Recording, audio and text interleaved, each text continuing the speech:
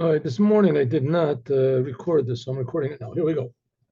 This is the Yom Yom for today, sayings that were gathered by the previous, that were said by the previous Lubavitcher Rebbe and put into booklet form by his son-in-law and his successor, our Rebbe. And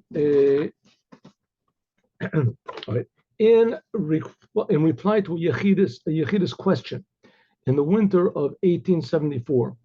Okay, so my grandfather, which that's the fourth Rebbe of Chabad, the Rebbe Marash, Rebbe Shmuel, he said to my father, who was the fifth Rebbe of Chabad, that's the Rebbe Shalom Dovber, he said like this.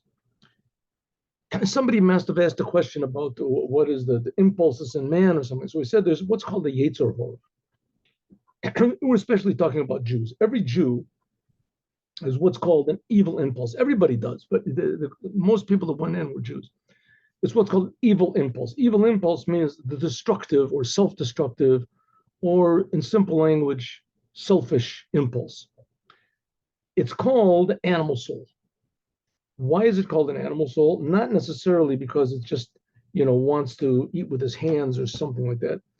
Sometimes the animal soul can be very clever, like a fox. A fox is a very clever animal, the most cunning of the animals. And in order to understand that it's not the real you, that it's really only your selfish impulses, and that you were put here to control them, sometimes you have to have great wisdom in order to be objective and look at your own self and understand that my own self is being ruled by a bad self. Now, we have to remember God created both of these selves, but he created the good self in order that we should defy the bad and selfish and self-destructive forces. At other times, this evil, selfish impulse can enclose itself in the garments of a very humble and very righteous person, a tzaddik, and having very fine traits of character. Just take, for example, we read in the book of Psalms that King David had these terrible enemies, and his enemies were very, very holy, you say, holy people that had worked on themselves, and they had this tremendous degree of honesty and self-integration and everything you wanted in regarding to everything else in the world except for regarding to King David. The animal soul is manifesting itself in each person according to his individual character.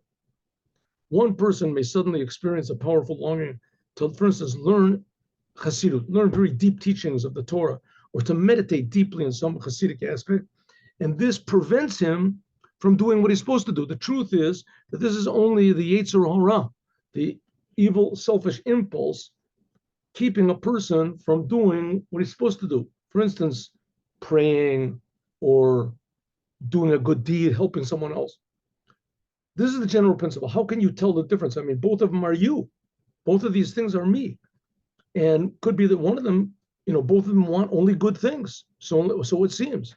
Like in this week's Torah portion, Korach, and was against Moses. Korach didn't want everybody to go and take drugs or do, steal or lie.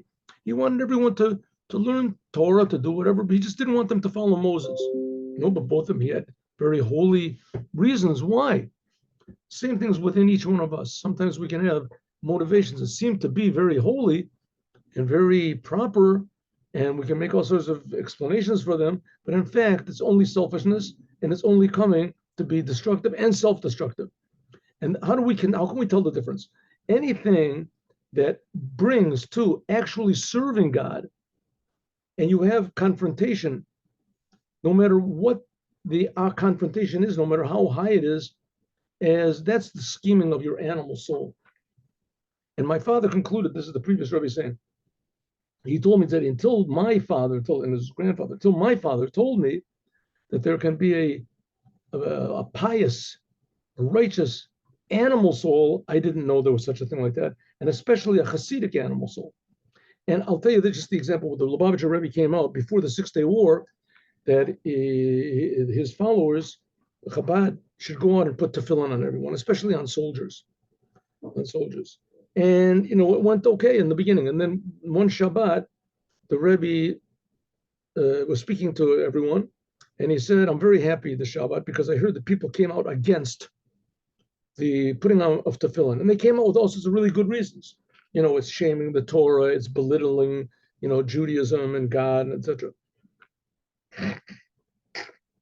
He said, because if you come out with anything good and there's no opposition, then it's a sign that maybe it's not good. And so therefore, when there is opposition, and even if it seems that it's in the guise of holy opposition, as sometimes that can be exactly the opposite if it prevents you from doing a good thing. Okay, that is the Yom Yom. Now I'll tell you a story.